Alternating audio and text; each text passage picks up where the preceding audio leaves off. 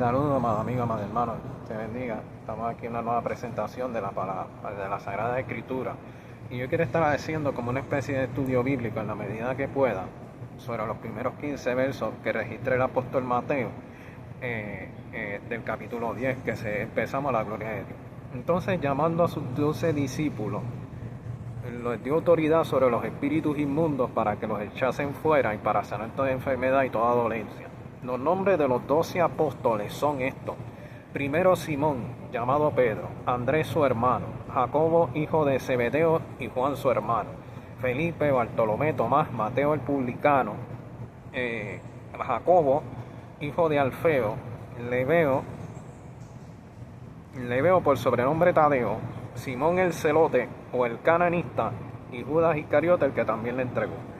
¿Verdad? Estos son los primeros 4. Aquí es bien interesante porque aquí dice, empezando, entonces, quiere decir que se refiere que cuando Jesús dijo en los pasados últimos versos, al tener compasión de las multitudes que estaban desamparadas y dispersas, semejantes a ovejas que no tienen pastor, Jesús les dice a sus discípulos que la mies es mucha, pero los obreros hay pocos, o sea que él no podía solo con todo. Rogad pues al Señor de la mies que envió obreros a su mies. Y de entonces Mateo el apóstol dice, entonces llamando a sus discípulos, que ahí comenzó la misión de los discípulos. Que cuando dice la Biblia, ¿verdad? Yo leía en 1 Corintios 15 que el apóstol Pablo decía que él había trabajado más que todo. Yo difiero del apóstol Pablo porque los apóstoles no comenzaron a trabajar en Pentecostés. No. Los apóstoles comenzaron a trabajar desde antes de Pentecostés. Cristo a través de los apóstoles comenzó a trabajar a través de ellos en este momento. Y mediante sanidades, expulsión de demonios y un montón de cosas. Así que el apóstol Mateo y Simón el celote comenzaron así, que Jesús los envió de 2 en 2. Así que los apóstoles comenzaron a trabajar como misioneros desde este momento, no después de Pentecostés. Primero Cristo a través de ellos y luego Cristo a través del Espíritu Santo en Pentecostés, a través de los 12 apóstoles. Luego Pablo se añadió después, como él mismo dice de sí mismo, como un abortivo, porque él no estaba buscando un apostolado. Jesús mismo le puso un pare a Saulo de Tarso y le dijo, ¿por qué me persigue? Pero en vez de matarlo, que era lo que Saulo de Tarso merecía, la ejecución, que Jesús lo ejecutara, pues Jesús en su misericordia le dio una segunda oportunidad y lo llamó. Y entonces de perseguidor se convirtió a un apóstol por la gracia y misericordia de Dios. Aquí los apóstoles fueron llamados no por gracia y misericordia de Dios, sino por la providencia de Jesucristo y por el llamado que le hizo, un llamado directo que le hizo el Mesías, directo a sus 12 apóstoles. Porque apóstol quiere decir un enviado, es decir de que Jesús convirtió a sus discípulos en embajadores del Mesías a la casa de Israel. Porque dice aquí, digo, y es gracia, yo sé que es gracia, por medio y mediante la gracia y la verdad, los apóstoles, estos 12, fueron enviados como embajadores del Mesías. El apóstol Pablo no, el apóstol Pablo, gracia y misericordia. Por el pasado que tenía, estaba persiguiendo a la iglesia y Jesús le dijo, ya basta, ya no me persiga.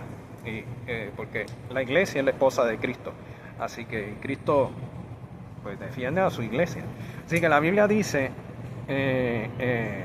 aquí que Simón el celote asumió, comenzó. Ellos no entendían muy bien lo que estaban haciendo porque ellos no esperaban este tipo de Mesías, así que cuando Jesús le comisionó la tarea, pues yo me puedo imaginar a ellos como que nos pueden repetir eso, como que nosotros echar fuera demonios, nosotros sanar enfermos, nosotros sanar dolencia, toda dolencia. Y era una forma de llevar a las tribus de Israel, como Josué llevó a las tribus de Israel a la tierra prometida. Y en la serie de Chosen a mí me encanta porque Jesús une, cuando yo la vi por primera vez, cuando Jesús dijo Mateo y Simón el celote juntos, a mí me encantó esa escena porque era lo que yo estaba imaginando. Y cuando yo vi eso por primera vez y que Jesús los envió juntos, a mí me encantó ver eso, ver a Simón el celote y a Mateo juntos. Así que dice, a estos 12 envió Jesús y les dio instrucciones, el Mesías dándoles instrucciones, diciendo, por camino de gentiles no vayan. Ya iba a llegar el momento de evangelizar en gentiles, pero todavía no, ya iba a llegar en su momento. Y en ciudades samaritanos no entré. sino id antes. ¿Ves? Iba a llegar ese momento, pero primero, las ovejas perdidas de la casa de Jacob o de Israel. Y yendo a predicar diciendo, el reino de los cielos se ha acercado. ¿Y qué era el reino de Dios? Eso, sanar enfermos, limpiar leprosos, resucitar muertos, echar fuera demonios, y todo esto de gracia recibiste y da de gracia. Habían recibido sin pagar e iban a dar sin paga, no iban a cobrar por lo que iban a hacer. Así que, ¿cuál iba a ser el estilo de vida de los enviados de Jesús? No se pueden proveer de oro, ni de plata, ni de cobre en los cintos, ni de alforja para el camino, ni de dos túnicas, ni de calzado, ni de bordón, porque obrero él es digno de su alimento. Esto tuvo que haberles sorprendido, porque los filósofos cínicos tenían una segunda túnica, y Jesús quería que se distinguieran de los cínicos. Los cínicos también mendigaban para recibir cosas, y Jesús les prohibió hacer eso. Y él quería enseñarles lo que es depender del Padre Celestial. Así que, porque el obrero es digno de su alimento, es decir, de que el obrero merece ser alimentado, es decir, de que Cristo no los iba a dejar desamparados, el Padre no los iba a dejar desamparados. Acuérdense que en el Sermón de la Montaña Jesús dijo que si nosotros siendo malos sabemos dar buenas dádivas, cuanto más nuestro Padre Celestial nos dará buenas cosas si le pedimos. Y pedí y se os dará. Y Jesús quería de que ellos tuvieran evidencia, mediante la evidencia y en la misión de esta veracidad, porque el conocimiento de la palabra, las promesas de Dios son reales mediante el cumplimiento. Cuando Dios prometió a Abraham un hijo, pues la promesa fue verdadera porque Isaac nació. Es decir, las promesas de Dios son verdaderas porque Dios las dice, porque Dios es imposible que mienta. Ahí está la fe. Pero la evidencia de la promesa de Dios cuando se cumple es lo que da peso y veracidad a que Dios no miente. Así que dice, ahora estas son el estilo de vida. Pasamos al estilo de primero. El reino de Dios no se basa en palabras o solo en palabras. Tiene que ver con la palabra porque Jesús le dijo, van a predicar. O sea, el reino de los cielos se ha acercado, pero el reino de los cielos no se va a quedar solo en la palabra. También va a quedar evidenciado en hechos. ¿En qué? En sanar enfermos, limpiar leprosos, resucitar muertos y echar fuera demonios. Es decir, el reino de Dios implica que mejora la calidad de vida, que cuando Dios se acerca a la humanidad, las cosas cambian para bien. Y cambian para bien para que las buenas obras glorifiquen al Padre, no al embajador, sino no al apóstol, sino al que envió al apóstol, a que fue el Mesías. Y a través del Mesías, el Padre es glorificado, el Padre, Dios es glorificado. Así que realmente, y de esa manera, el ser humano al acercarse a Dios encuentra salvación. Porque no es el beneficio, porque a veces la gente va buscando a Dios buscando un beneficio, pero no importa el beneficio que usted y yo recibamos de Dios. Si no aceptamos el regalo de gracia y de salvación que nos ofrece, no seremos salvos, ni hijos de Dios, ni naceremos de nuevo. Así que realmente Jesús hace una distinción de sus enviados, de otro grupo filosófico, y dice, en cualquier ciudad o aldea que entren, infórmense si en ella hay alguien digno y posáis hasta que salgáis de ahí. Es decir, que van a haber gente que los van a recibir, que les van a dar hospedaje. O sea, que no van a quedar desamparados viviendo a la intemperie y al entrar en la casa saludarla. Mira, es con gente desconocida. Y dice, y si la casa fuere digna de vuestra paz, vendrá sobre ella, y si no, la paz regresará a ustedes. Verso 14, y si alguien no nos recibiere, porque nosotros, los apóstoles no iban a ser bienvenidos en todas partes. Pues si alguien no te recibe ni te oye, salid de aquella casa o ciudad, sacudid el polvo de vuestros pies y decirle, de cierto os digo que el juicio será más tolerable, el castigo para la ciudad de Sodoma y Gomorra, que para aquella ciudad. Yo me voy a detener en el 15 porque esto quiere decir que, ¿por qué más tolerable el castigo? Porque Sodoma y Gomorra no vieron los milagros que ellos hicieron. No vieron cuando echaron fuera demonios, ni limpiaron leprosos, ni resucitaron muertos. Estos 12 apóstoles, incluyendo a Judas Iscariote, hizo esto. Así, ¿por qué Judas se perdió? Bueno, porque él tenía la mente en otra cosa. O sea, ellos, en The Chosen, Pedro le dice a Judas, que ahí me permitió entender más, que Pedro le dice a Judas, Judas, te amo. pero porque esa fe que tienes no te permite también tener la confianza en lo que Él está haciendo. No, pero es que a mí Dios, a lo mejor me eligió con este propósito, le dice Judas, y Pedro dice, no, esas son tus ideas. Y le dice Judas, estás tan lleno de tus ideas que te cierras a la fe. Y ese es el problema, y ese es fue el problema de Judas, que estaba esperando un Mesías militar y tratando de forzar a Jesús a que ejerciera una misión distinta a la que Él les estaba enseñando. Jesús no nos mandó aquí a conquistar mediante espadas y escudos. Le dijo, establecer el reino de Dios. No el reino del rey de los judíos, no, el reino de Dios para la casa de Israel, que luego se extendería a los gentiles. Así que nos llevó a nosotros, gloria a Dios, porque Jesús nos incluyó en esa ecuación. Así que el Mesías me incluyó a mí en esa ecuación. Así que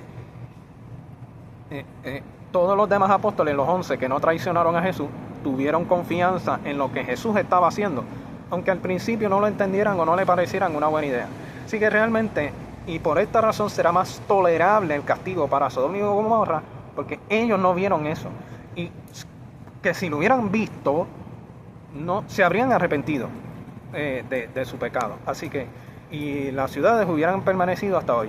Pero como eso no ocurrió, y entonces para toda aquella persona que rechace el Evangelio teniendo estas cosas evidentes junto a la predicación, el castigo será más duro para esa ciudad. Y esas cosas no son palabras mías, son palabras de Jesús mismo, o sea, del Hijo de Dios. Así que realmente no podemos tomar a Dios como si fuera un oso de peluche, como que Dios nos ama, y sí, Dios nos ama, pero el mismo Dios que nos ama también es justo, y en el momento que le demos cuenta, si no estamos limpios por la sangre del Cordero delante de sus ojos, nos enfrentamos a su santidad, y la santidad implica que no seremos justificados, y esa persona, por más buena que sea según su criterio, delante de Dios no es justo, y entonces el castigo será duro para esa persona por no haber creído al Evangelio. Así que, mire, eso no son palabras. A lo mejor usted dirá, ay, que ese hermano está predicando un mensaje duro. Pero mi hermano, yo estoy aquí interpretando lo que Jesús dice. Y si yo me descuido, me alcanza el mismo juicio a mí también. O sea, yo tengo que creer la verdad para poder enseñar. Yo enseño lo que creo. Y si lo que creo es lo que Jesús dijo y es la verdad, yo te la tengo que decir, por más duro que parezca. Así que para que estés apercibido, porque realmente Dios sí nos ama, pero tenemos que no podemos tomar esto como que a la ligera. Y Jesús se lo dijo a los apóstoles, que lo transmitieran. Y el que no lo reciba a ustedes, no me recibe a mí, y el que no me recibe a mí, rechaza al que me envió. Así que, pero toda casa que los recibieron su paz, recibieron salvación, recibieron los beneficios de Dios, y la predicación de que el reino de Dios se había acercado, y todo comenzó con las ovejas perdidas de la casa de Israel. Así que, amado amigo, amado hermano, Dios te bendiga. Espero que esta presentación te sea de bendición. Y no hay que tenerle miedo al juicio de Dios, sino simplemente arrepentirse. Y si nos arrepentimos y aceptamos a Cristo como nuestro único y exclusivo Salvador, la justicia de Cristo nos cubre, nos limpia y nos libra de esa ira que vendrá sobre toda aquella persona que rechace el Evangelio de Dios. No el que me rechaza a mí, sino el Evangelio de Dios. Así que realmente estoy agradecido de Dios, porque tuve 2 devocionales en estos días. Yo le confesé al pastor que jamás me había sentido tanta presión en el devocional de hoy en la iglesia, pero nos salió bien, cantamos bien, para la gloria de Dios. Y el martes pues me canté para la gloria de Dios, ¿verdad? Y tuve una experiencia muy bonita donde el fuego de Dios me quemó después del devocional. De hecho, me salió mejor de lo que yo esperaba ese devocional, pero nada, cuando uno termina de hacer el trabajo, uno dice como que es hora de descansar, y hoy el pastor me dice, te vamos a dar más parte, ya mismo vas a predicar en la iglesia, que yo digo, wow, yo pensando, me van a dar reposo ahora sí, no, te vamos a dar más parte, y prepárate para que nos den una clase para las damas y los caballeros, imagínense. Y hay hermanos que están buscando, ¿verdad?, una persona, yo no se los pedí, que se parezca a Catalina la Grande para presentármela, pero yo les dije a ellos que tendrían más éxito si es alemana, ya que en Rusia me he dado cuenta, sino que supe que las mujeres gordas no son tomadas por mujeres feas, así que es mucho más probable encontrar una mujer semejante a ella en Alemania, ya que ella, aunque fue emperatriz rusa, fue de origen alemán. Bueno, el asunto es que gracias por tu sintonía hasta aquí este video, que tengamos una feliz semana, en perfecta y completa paz, que Dios nos libre de la tentación y del mal, y que, bueno, y que sobre todo tengamos una feliz semana, que es lo que les deseo. Continúe, manténgame en sus oraciones y gracias por tu sintonía una vez más y que Dios te bendiga.